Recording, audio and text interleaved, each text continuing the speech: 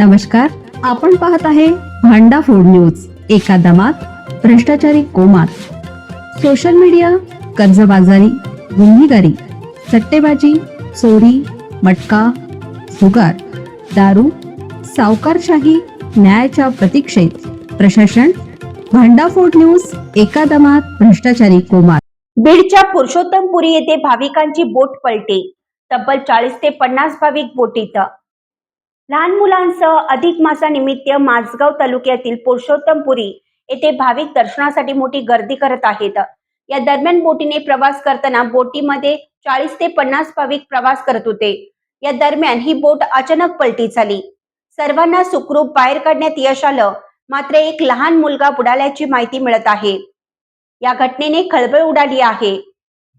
स्थानिक पोलीस प्रशासन आणि इतर यंत्रणेकडून शोधकार्य सुरू आहे. मोठी गर्दी या ठिकाणी झाल्याचं बघायला मिळतंय. बीड जिल्ह्यातील पुरुषोत्तमपुरीमध्ये भाविकांच्या सुरक्षेबाबत एक मोठा प्रश्न निर्माण झाला आहे. यांना समर्पित असलेल्या देशातील एकमेव मंदिरात अधिक मास यात्रेदरम्यान गोदावरी नदीच्या काठावर भाविकांना घेऊन जाणारी एक बोट उलटली. मिळालेल्या माहितीनुसार बोटीत अंदाजे 50 भाविक होते आणि क्षमतेपेक्षा जास्त भारामुळे हा अपघात झाला. या अपघातात मोठी जीवितहानी टळली असली तरी 10 ते 12 वर्ष वयोगटातील एक मुलं अद्याप बेपत्ता आहे.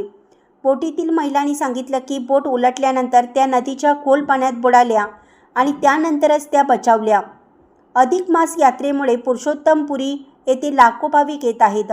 बोट चालकावर नियमांचं उल्लंघन आणि क्षमतेपेक्षा जास्त प्रवासी घेतल्याचे आरोप आहेत.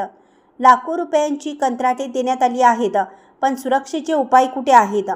लाईफ जॅकेट नाहीत, क्षमतेपेक्षा आवश्यकतेची अट नाही आणि पुरेसे निरीक्षणही नाही.